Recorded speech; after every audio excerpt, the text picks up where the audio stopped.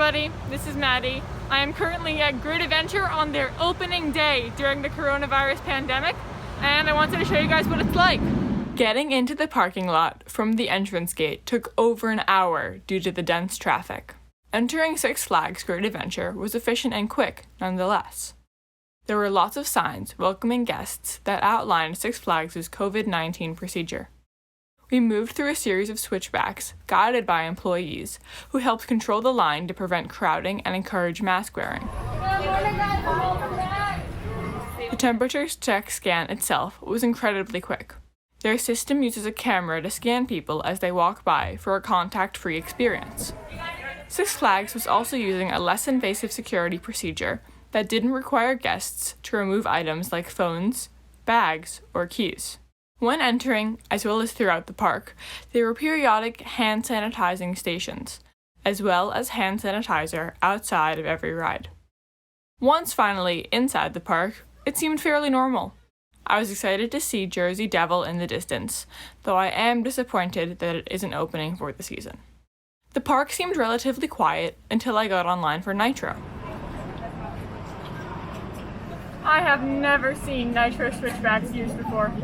There were social distancing indicators on the ground throughout the queue, though some people were not distancing themselves properly from other groups. It felt like many people were wearing masks incorrectly, with people having them below their nose or on their chin. During my time online, an employee came by sanitizing the handrails. At the station, an employee was present to allow a limited number of guests into the platform at any one time. Nitro is running 3 trains, but only seating people in rows 1, 3, 5, and 7. Also, trains were sanitized and dispatched empty to dry every couple of rides. Overall, my ride experience was quite positive on Nitro, regardless of the very long line. It was just so great to be able to be on a coaster again, even if it wasn't running with full trains. Throughout the park, there seemed to be a bit of a water shortage, with none of the water fountains operating and many beverage and food locations not having bottled water available, if they were even open at all. It was very hot the day we went, around 95 degrees Fahrenheit, so water was pretty essential. One person even had what appeared to be a heat stroke in the line for Nitro and required medical attention. The footage shown does not accurately portray how busy the park felt, since there were scattered crowds throughout. Lines for food, beverage, and rides were incredibly long, which made the park feel like it was operating at way over 50% capacity. The parking lot itself even seemed to be as full as a normal summer day.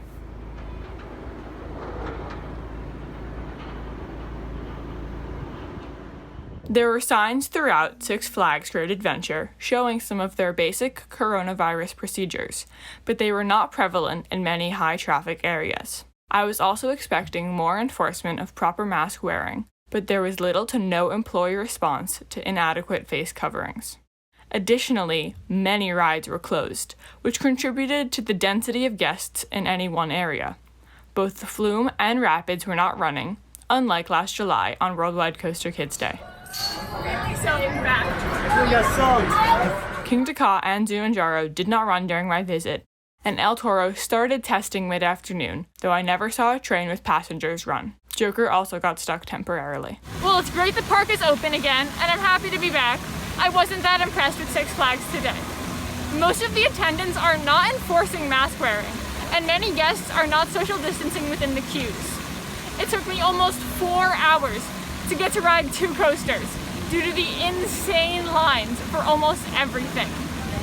As much as I would love to be here more often, I'm not sure how many times I'll be coming back this season. It's a little disappointing. This has been Maddy for Thrills United, and I might see you soon.